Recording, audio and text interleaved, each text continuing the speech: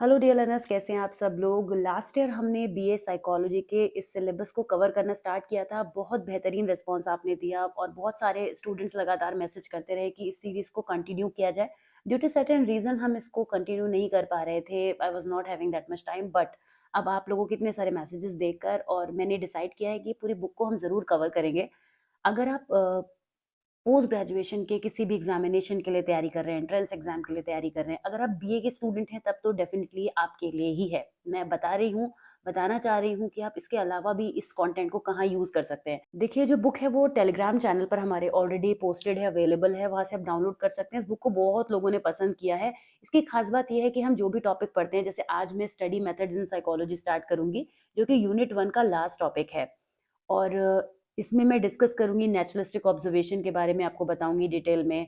उसके बाद एक्सपेरिमेंट के बारे में बात करेंगे, वेरिएबल ग्रुप क्या होते हैं, सब चीज़ें पढ़ेंगे हम। और सबसे इंटरेस्टिंग जो हमारे वीडियोस में रहता है वो ये चीज़ रहती है कि हम हर एक डिस्कशन के बाद बात करते हैं कुछ एमसीक्यूज की, जो आज के क्लास में हम करेंगे।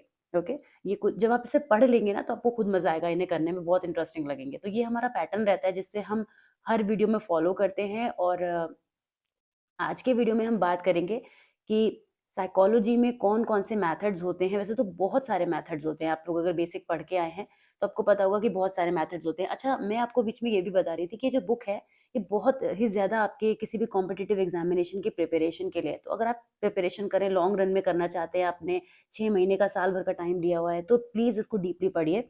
और वीडियोज़ में मैं आपको पूरी कोशिश करूँगी कि आपको अच्छे से अच्छा और ईज़ी से ईज़ी वे में समझा सकूँ।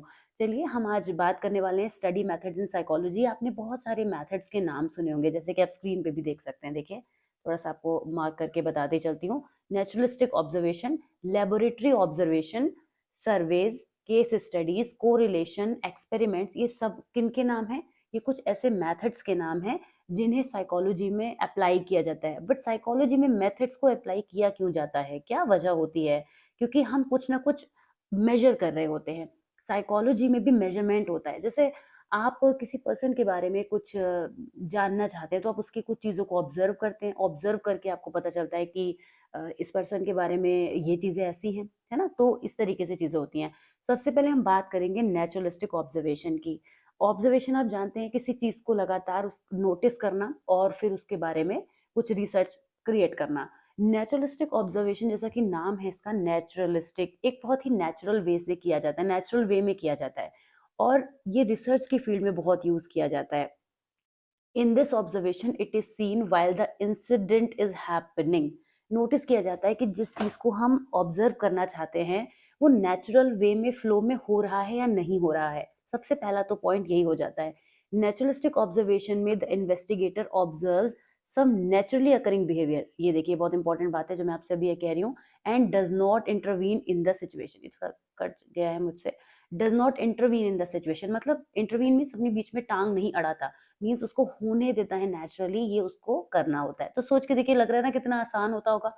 बट रिसर्च में जब हम इसे करते हैं ना तो ये कई बार हमारा हमारा वहाँ पे बहुत बड़ा टास्क हो जाता है हमारे लिए उस चीज को परफेक्टली करना।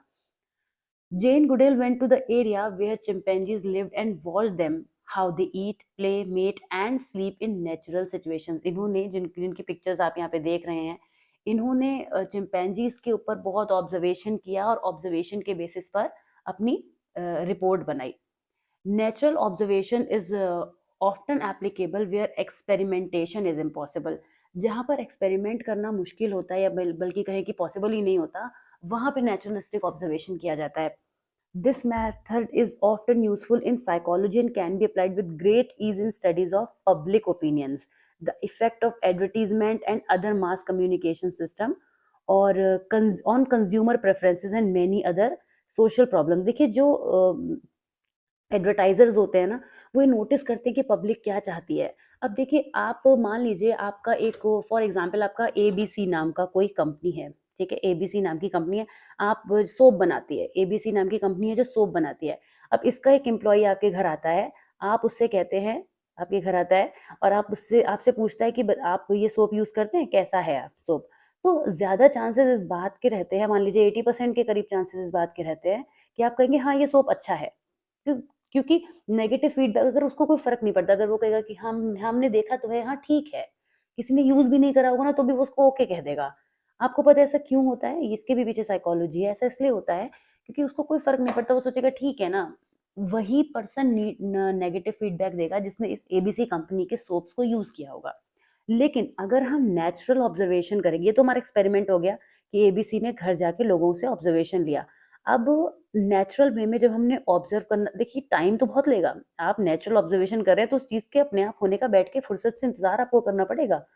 तो ऐसे में क्या होता है कि नेचुरल ऑब्जर्वेशन में टाइम ज़्यादा लगता है। अभी इसके एडवांटेज डिसएडवांटेज में बात कर लेंगे उस चीज़ को। तो यहाँ पे क्या होता है, मगर आपको बहुत सारी चीज़ें काफ़ी हद तक एक्यूरेट पता चलती हैं। उसमें बायसनेस होने के चांसेस कम हो जाते हैं। With the help of this method we observe people in their work places, homes और ऑन प्लेग्राउंड्स। ऐसा करते भी स्टूडेंट्स को आप कुछ नेचुरली ऑब्जर्व करते हुए कुछ नेचुरली करते हुए ऑब्जर्व करिए। आपको पता चलेगा अच्छा इसको इस चीज़ में भी इंटरेस्ट है। तो बहुत जगह नेचुरल ऑब्जर्वेशन हेल्पफुल होता है टीचर्स के लिए, साइकोलॉजिस्ट के लिए, जितने भी लोग अपना साइकोलॉजी इस्तेमाल करना चाहते होते हैं। अ, ये बात हमने कर ली। For example if someone wanted to know how adolescents behave with members of the opposite sex in a social setting, that researcher might go to the mall और सुपर बाजार नेचुरल सेटिंग्स में देखने के लिए। Okay, advantages की बात करें तो naturalistic observation allows researchers to get a realistic picture. पहली बात तो रियलिस्टिक पिक्चर मिलती है कि कैसा बिहेवियर हो रहा है। ऑब्जर्वेशन में क्लैरिटी होती है क्योंकि नेचुरली हो रहा होता है।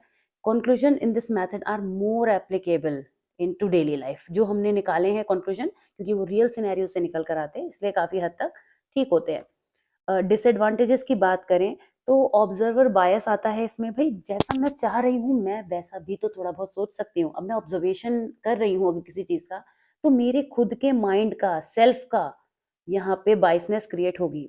बड़ी नेचुरल सी बात है। ऑब्जर्वर बायस क्या होता है? एक ऑब्जर्वर बायस इफेक्ट होता है। जैसे आप कहते हैं, मैं आपको बताती हूँ, आप कहते हैं कि हमने तो एग्जाम बहुत अच्छा किया था लेकिन टीचर ने हमारे मार्क्स कट कर दिए। ये स्टेटमेंट ये बताता है कि आपका ये कहना है कि जो टीचर है, उसकी आपके टुवर्ड्स कुछ नेगेटिव इंटेंशन रही होगी। यही कहलाता है ऑब्जर्वर बायस। अब ऐसा ज़रूरी नहीं है ऐसा होता है, मैं आपको सिचुएशन दे के ये बात कहना चाह रही हूँ कि ऑब्जर्वर बायस इसी तरीके से होता है। मतलब अगर ये सच में हो रहा है टीचर वाला केस, तो फिर यानी कि ऐसा हो रहा है। ओके, अब ब्लाइंड ऑब्जर्वर का मतलब क्या होता है? To reduce observer bias, blind observer way is useful. मतलब हम जो हैं वो ब्लाइंड ऑब्जर्वर, मतलब वो जो पार्शियलिटी ना करे, ठीक है ना? कहते हैं ना थर्ड ओपिनियन ले लो। 2 लोगों की आपस में लड़ाई हो जाती है, मान लीजिए 1 और 2 की आपस में लड़ाई हो जाती है, तो वो कहते हैं कि जाके थर्ड से ओपिनियन ले लो, थर्ड पर्सन बताएगा कि क्या सही है, क्या गलत है। क्यों? क्योंकि वो उसमें इंटरफेयर नहीं कर रहा होता, तो उसी को हम ब्लाइंड ऑब्जर्वर बोलते हैं। तो ये इसके कुछ डिसएडवांटेजेस हो गए। और भी हैं, एनिमल्स और people who know they are being watched will not behave normally, ज़ाहिर सी बात है। तो ये ऑब्जर्वर इफेक्ट होता है। ऑब्जर्वर बायस आपने समझ लिया। ऑब्जर्वर इफेक्ट क्या होता है कि जब मुझे पता है कि सामने वाला पर्सन जो है वो मेरी किसी भी चीज़ को या मेरे बोलने के तरीके को नोटिस कर रहा है, तो मैं जितना अच्छे स्टाइल में बोल सकती हूँ वैसे बोलूंगी। नेचुरल सी बात है, सबके संग होता है ऐसा। तो ये ऑब्जर्वर इफेक्ट कहलाता है। Okay, each naturalistic situation is unique and unlike any other. Observation that are made at any situation will not hold true for another time. ऐसा भी हो सकता है कि हाँ आपने किसी टाइम फ्रेम में एक ऑब्जर्वेशन का रिजल्ट बनाया लेकिन वो अगले टाइम फ्रेम में ना अप्लाई हो, है ना? मान लीजिए आपने गर्मी के सीजन का इफेक्ट देख रहे हैं आप, तो वो बारिश में और विंटर में नहीं अप्लाई होगा। इस तरीके से चीज़ें बदल जाएंगी। तो इस ये सब भी चीज़ें होती हैं। अब ये कहते हैं कि दो there are disadvantages of naturalistic observation. ये फिर भी यूजफुल मेथड है क्योंकि ये ह्यूमन का बिहेवियर डायरेक्टली ऑब्जर्व करता है। ठीक है, जहाँ पर एक्सपेरिमेंट इम्पॉसिबल है वहां पर हम इसको अप्लाई करते हैं। पर एक्सपेरिमेंट क्या है ये भी तो बात जानने वाली हो गई ना यहाँ पे। चलिए आगे बढ़ते हैं, बात करते हैं एक्सपेरिमेंट की। आपने जब आप अब तो आप मेरे ख्याल से ग्रेजुएशन में पढ़ रहे हैं, तो जाहिर सी बात है आपने लेबोरेटरीज अपने स्कूल में देखी होंगी। एक्सपेरिमेंट्स होते हैं, साइकोलॉजी में भी होते ही हैं। अगर आप सब्जेक्ट पढ़ के आए तो भी आपको पता होगा, वरना साइंस में और हर सब्जेक्ट में आजकल तो एक्सपेरिमेंट्स होते हैं। तो एक्सपेरिमेंट में क्या होता है, एक सेटअप होता है और उस सेटअप की हेल्प से हम रिसर्चर जो होता है वो चीज़ों को करने की कोशिश करता है। सेटअप होता है या फिर बिना सेटअप के भी एक्सपेरिमेंट्स होते हैं। आप 2 चीज़ों में, 1 से ज़्यादा चीज़ों में रिलेशनशिप निकालने की कोशिश करते हैं। 2 या 2 से ज़्यादा चीज़ों में रिलेशनशिप निकालने की कोशिश करते हैं। जैसे कि एक पर्सन जो है वो धूप में बहुत ज़्यादा जाता है, तो वो चिड़चिड़ा हो रहा है, ठीक है ना? उसको बहुत ज़्यादा धूप में काम करना पड़ता है, उसका फील्ड वर्क है, इस वजह से उसको टैनिंग हो रही है, तो बहुत ज़्यादा चिड़चिड़ा हो रहा है।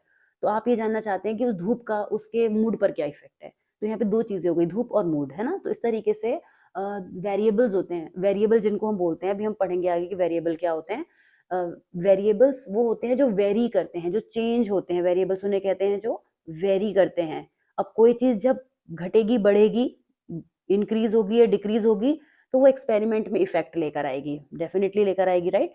तो इसी चीज़ को हम पढ़ते हैं कि to determine the cause of our behaviour experimental method is helpful.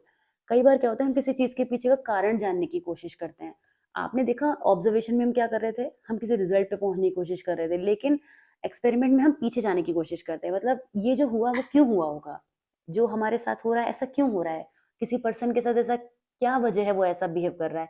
तो हम साइकोलॉजी में जब भी हम कुछ जानने की कोशिश करते हैं, तो हम कॉज इफेक्ट रिलेशनशिप को डेवलप करने की कोशिश करते हैं। कॉज इफेक्ट का मतलब होता है कि कोई वजह होती है, उसकी वजह से ही तो इफेक्ट आता है, और अगर कोई इफेक्ट दिख रहा है तो उसके पीछे कोई वजह रही होगी। अभी तो ये बातें गोलमोल लग सकती हैं आपको, अगर आपने पहले पढ़ा है तो आपको कुछ गोलमोल नहीं लगने वाला है। तो एक्सपेरिमेंट में क्या होता है कि हम कॉज और इफेक्ट रिलेशनशिप को स्टैब्लिश करने की कोशिश करते हैं।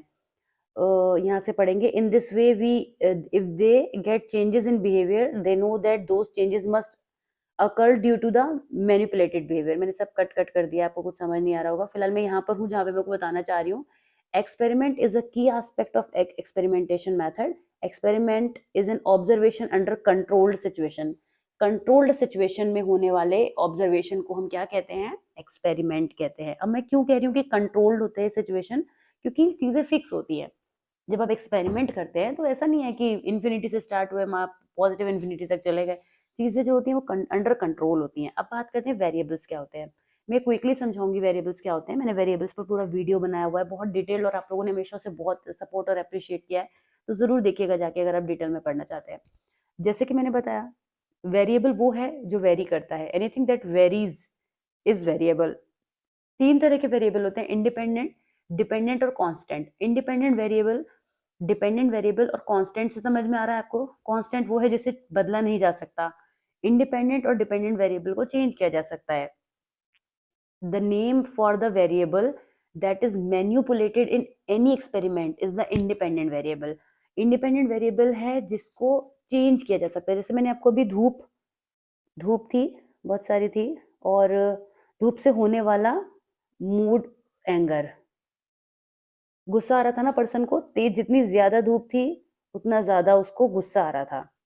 यानी कि धूप के बढ़ने पर या धूप वाले एनवायरनमेंट में रोज रहने पर उसका मूड और ज्यादा खराब हो रहा था। ओके, अब जब हमने उसके मूड को, तो हम फिलहाल नहीं ठीक कर रहे हैं, लेकिन जब हमने सनरेज को यानी उसको हीटेड वाले एनवायरनमेंट में से हटाया, यानी कि जब हमने इसमें चेंजेस किए, तो उसका मूड जो है वो चेंज होने लगा। अब जो है वो उसका मूड थोड़ा थोड़ा ठीक होने लगा।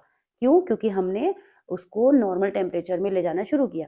तो इस तरीके से यहाँ पे हमने किसको चेंज किया, सन वाले पार्ट को, मतलब हीटिंग एनवायरनमेंट को कंट्रोल करा। तो यहाँ पे आप देखिए कंट्रोल की जा सकती है सिचुएशन, तो ये बन जाता है इंडिपेंडेंट वेरिएबल। इसमें चेंज करने से जिस चीज में चेंज आया, सुनिएगा फिर से, हीटिंग एनवायरनमेंट या जो भी एटमॉस्फेयर है उसको चेंज करने से, चेंज किस में आया, मूड को हमने डायरेक्टली चेंज नहीं किया। मूड पहले खराब था, अब अच्छा हो गया। तो कैसे हुआ, जब इसको चेंज किया। तो ये कहलाता है डिपेंडेंट वेरिएबल। ओके, तो डिपेंडेंट और इंडिपेंडेंट वेरिएबल होते हैं, मतलब दो टाइप के वेरिएबल्स ये वाले मेन होते हैं। कांस्टेंट तो ज्यादा जरूरत नहीं पड़ती। ठीक है, अब ऐसे भी वेरिएबल्स होते हैं जिनको हम कांस्टेंट रखते हैं, आगे पढ़ेंगे तब मैं आपको समझाऊंगी कि वो सब क्या होते हैं। ग्रुप्स क्या होते हैं, ग्रुप्स होते हैं कई तरीके के आपके पास। एक्सपेरिमेंटल ग्रुप और कंट्रोल ग्रुप, दो मेन ग्रुप होते हैं आपके पास। देखिए मैं लिख यहाँ पे मार्क भी कर देती हूँ, एक्सपेरिमेंटल ग्रुप और control group. Experimental group, control group क्या होते हैं, जब रिसर्चर जो होते हैं वो ग्रुप्स की हेल्प से किसी एक्सपेरिमेंट को परफॉर्म करते हैं। देखिए जब मास लेवल पर आप किसी एक्सपेरिमेंट को करना चाहते हैं साइकोलॉजी में, तो आप एक एक पर्सन को पकड़ के नहीं करेंगे, आप क्या करेंगे, मास बड़े बड़े ग्रुप्स में उसको करते हैं। तो वहां पर दो तरह के ग्रुप यूज होते हैं, एक्सपेरिमेंटल और control group. The name given to the group that gets the independent variable, जिसको इंडिपेंडेंट वेरिएबल मिलते हैं वो कहलाता है एक्सपेरिमेंट ग्रुप। और जिसमें this group receives experimental treatment, यानी कि इसको मैनिपुलेट कर सकते हैं। आपने अभी पढ़ा था इंडिपेंडेंट सन था, उसमें हमने चेंजेस करे थे, मतलब सन में तो चेंजेस नहीं करे थे, हमने हीट में चेंजेस, क्लाइमेट में चेंजेस करने की कोशिश की थी उस पर्सन के लिए, उसको ले जाके एसी में बिठा दिया था। The other group does not get any type of treatment, लेकिन फिर भी उसमें चेंजेस आते हैं, वो डायरेक्ट चेंजेस रिसीव नहीं करता, उसे हम कहते हैं कंट्रोल्ड ग्रुप। ओके, उसका नाम हो जाता है कंट्रोल ग्रुप। तो इसके बाद आगे बढ़ते हैं, ग्रुप्स के बाद यही सब बातें हैं कि जो कंट्रोल ग्रुप होता है उसमें हम डायरेक्ट कोई चेंजेस नहीं करते, बट हम उसमें चेंजेस नोटिस करते हैं। रेंडमाइजेशन का क्या मतलब होता है? जैसे अगर आपने रैंडम का मतलब होता है अचानक से किसी चीज को कर लेना। ओके, तो जब हम रैंडम असाइनमेंट करते हैं तो हमें अच्छे रिजल्ट मिलते हैं, है ना। This is the best way of controlling extraneous variable. अब आप कहेंगे कि नया नाम कहाँ से आ गया? एक्सट्रेनियस वेरिएबल वो होते हैं जो एक्स्ट्रा वेरिएबल्स होते हैं जो किसी सिचुएशन में प्रॉब्लम क्रिएट कर सकते हैं थर्ड थर्ड पार्टी की तरह से। तो रैंडम असाइनमेंट करने से क्या होता है कि हमें अच्छे तरीके से जो है वो हमारा सिलेक्शन ऑफ ग्रुप्स हो जाता है, उसके लिए काम आते हैं। एक्सपेरिमेंटल हजार्ड्स क्या होते हैं? प्लेसिबो इफेक्ट और एक्सपेरिमेंटल इफेक्ट, दो इफेक्ट यहाँ पे आते हैं। मैं आपको यहाँ पे एक पैराग्राफ दिया है, बुक से पढ़िएगा, चाहे तो स्क्रीनशॉट लेके पढ़ लीजिएगा या फिर आप मेरा वीडियो रोक के पूरा पैराग्राफ पढ़ लीजिए। आपको जो बात समझ में आएगी वो ये समझ में आएगी। मैं आपको प्लेसिबो इफेक्ट समझाना चाहती हूँ, पहले तो नीचे कर लेते हैं थोड़ा। प्लेसिबो इफेक्ट वो फिनोमेना होता है in which the expectations of the participants in a study can influence their behaviour. जैसे कि अगर मेडिकल रिसर्च की बात करें तो the control group subject has given harmless drug which is substitute for the real drug such as sugar pill और an injection of salt water. जब आप ऊपर एक केस स्टडी पढ़ेंगे अल्जाइमर के, दो अल्जाइमर की डिसीज के दो तरह के जो ग्रुप्स बनाए गए, मतलब उनको शुरुआत में अल्जाइमर होने वाला था तो उस बिगिनिंग में ही उनके दो ग्रुप्स बनाए गए। एक को एक्सपेरिमेंटल ग्रुप बनाया, एक को कंट्रोल ग्रुप बनाया। मतलब एक्सपेरिमेंटल वाले में कुछ चेंजेस करने की कोशिश की गई और कंट्रोल वाले में कोई चेंज नहीं किया गया। तो another group does not given the drug, वो कंट्रोल ग्रुप था, और जिसमें ड्रग दिया गया और उसकी मेमोरी को चेक कर, measure of memory improvement check किया गया, वो एक्सपेरिमेंटल ग्रुप था। तो प्लेसिबो इफेक्ट क्या होता है? जब पार्टिसिपेंट की एक्सपेक्टेशंस उनके बिहेवियर को इन्फ्लुएंस कर देती है। मतलब होता है ना, आपने भी ऑब्जर्वर इफेक्ट और ऑब्जर्वर बायस पढ़ा, तो उसी तरीके से एक्सपेरिमेंट में पार्टिसिपेट करने वाले पार्टिसिपेंट्स भी अपने वजह से एक्सपेरिमेंट में डिफेक्ट क्रिएट कर देते हैं और इफेक्ट ला देते हैं। इसी को हम कहते हैं प्लेसिबो इफेक्ट। ये प्लेसिबो इफेक्ट हमेशा एक्सपेरिमेंट के अंदर उसके पार्टिसिपेंट्स की वजह से आता है। भाई पार्टिसिपेंट्स अंदर कोई कोई स्टैचूज तो है नहीं कि हमने कहा ऐसा करो वैसा करो, रोबोट्स तो है नहीं। उनकी भी तो अपनी कुछ चीजें होती हैं जो पर्सनालिटी की या उनके अंदर जो भी चीज हो सकती हैं, वो कोई इफेक्ट ला सकती हैं। उसी को हम बोलते हैं प्लेसिबो इफेक्ट। बड़ा सिंपल सा ये कॉन्सेप्ट है। ओके, तो यहाँ पे कहते हैं कि जो भी हम इसका रिप्लेसमेंट करते हैं उसी को बोलते हैं placebo. If there is a placebo effect in experiment, the control group will show changes in the dependent variable, even though the participant in that group received only a placebo. अब placebo effect जब होगा तो आप उसको change करने के लिए कुछ, अब मान लीजिए आपके जो स्टूडेंट जो आपने ग्रुप में पार्टिसिपेंट्स लिए हैं, अगर उनको कोई और दूसरी डिसीज है, जैसे मान लीजिए उनको शुगर की प्रॉब्लम है, उसकी वजह से आपके मेमोरी में इफेक्ट आ रहा है, तो आप क्या करेंगे? शुगर की मेडिसिन देंगे ना, तो उसी को कहेंगे प्लेसिबो। ओके, उस शुगर की जो उनको प्रॉब्लम है उसकी वजह से आप अल्जाइमर की डिसीज वाले एक्सपेरिमेंट को नहीं समझ पा रहे हैं, नहीं कर पा रहे हैं, तो आपने क्या किया? उसकी जगह पे एक मेडिसिन दी जिससे भाई उस प्रॉब्लम को कंट्रोल किया जाए। इस सब्सटीट्यूट को हम बोलते हैं प्लेसिबो। ओके, और इसी यही इफेक्ट पूरा कहलाता है प्लेसिबो इफेक्ट। अब आते हैं एक्सपेरिमेंटल इफेक्ट। एक्सपेरिमेंटल इफेक्ट नाम से पता चल रहा है कि ये जो इफेक्ट है वो एक्सपेरिमेंट में होता है when experiment is giving some clues about the response of the subject in experiment. Body language, tone of voice or even eye contact of the experimenter can affect on subject response. जब experimenter की वजह से, अभी आपने placebo effect में क्या देखा? Participant की वजह से। एक्सपेरिमेंटर इफेक्ट क्या होता है? नाम भी समझ में आ रहा है, एक्सपेरिमेंटर की वजह से है। वो किसी भी तरीके की हिंट दे, कुछ भी ऐसा करे जिसकी वजह से आइडिया लग जाए, क्लू मिल जाए कि क्या हो सकता है एक्सपेरिमेंट में, तो चेंजेस होने शुरू हो जाएंगे और वही चेंजेस जो आएंगे एक्सपेरिमेंटल इफेक्ट की वजह से आएंगे। ये सिंपल था। आगे बढ़ते हैं। अब आता है single blind and double blind studies. Placebo effect और एक्सपेरिमेंटल इफेक्ट को कंट्रोल करने के बहुत सारे तरीके हैं। पहला है single blind study. In this study subjects don't know whether they are in the experimental group और in the control group. Single blind में क्या होता है? स्टूडेंट पार्टिसिपेंट्स को ये पता ही नहीं होता कि वो किस कौन सी ग्रुप में है, उन्हें नहीं बताई जाती है ये बात, ठीक है। तो इस ये सिचुएशन में subjects are blind to the treatment they receive. For long time, single blind study was used in psychology, but Robert Rothensel and Leon Jacobson did research on students. In this research, they found that when teachers were told some students had a high potential for success and others a low potential, जब उनको पता होता है कि आप control group में हैं, आप एक्सपेरिमेंटल ग्रुप में हैं, तो वो उस तरह से थोड़ा सा एक्टिवली पार्टिसिपेट करेंगे, है ना. तो ये इस वजह से क्या हुआ, अब डबल ब्लाइंड स्टडी की बात आई. अब यहाँ पे students have been selected randomly and randomly assigned to one of the two groups, high and low. Their performance on the test were affected by the attitudes of the teachers concerning their potential. The study and similar studies after it highlighted to the need to have the experimenter be blind as well as the participants in research. तो double blind study में ना तो participants और person measuring the dependent variable know who got what. Double blind study में क्या हुआ कि ना तो उन पार्टिसिपेंट्स को पता होता है और ना ही मेजर करने वाले को पता होता है कि कौन सा डिपेंडेंट वेरिएबल को क्या मिला है. फाइन. एक्सपेरिमेंट के मेरिट की अगर हम बात करें तो this is the most scientific और एक्यूरेट मेथड. ये तो है ही, सच है, और साइंटिफिक मेथड के सारे क्राइटेरिया को मीट करता है. Experimenter controls the experimental situation, due to that we get objective information. Repetition होता है बार बार क्योंकि वेरीफाई करना होता है कि कंक्लूजन पे हम सही पहुंचे हैं या नहीं पहुंचे हैं. इसमें कॉज इफेक्ट रिलेशनशिप एस्टैब्लिश करना पॉसिबल होता है और इसकी क्लैरिटी और ऑब्जेक्टिविटी होती है कंक्लूजन में. ऑब्जेक्टिविटी मतलब आप एक प्रॉपर रिजल्ट की तरफ पहुंच पाते हैं, सब्जेक्टिविटी नहीं होती है.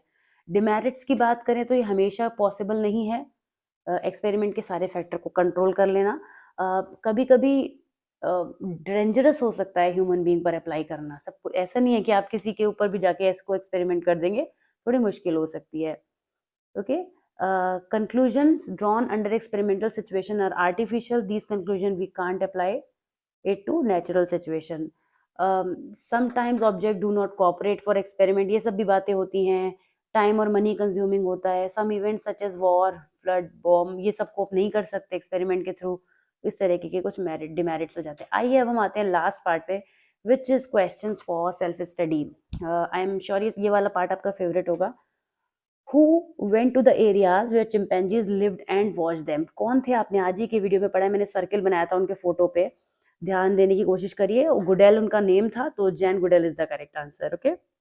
विच observation is often applicable where experimentation is impossible? आपने आज दो ही मेथड पढ़े हैं, एक नेचुरलिस्टिक था, दूसरा एक्सपेरिमेंटल था. और एक्सपेरिमेंटल जहाँ पॉसिबल नहीं होता है वहाँ हम नेचुरलिस्टिक ऑब्जर्वेशन कर लेते हैं. कौन सा observer dash is one of the disadvantage bias? पढ़ा था आपने, ध्यान आ रहा होगा आपको सब कुछ पढ़ते पढ़ते फटाफट से. चलिए आगे, इसके पहले बढ़ते हैं.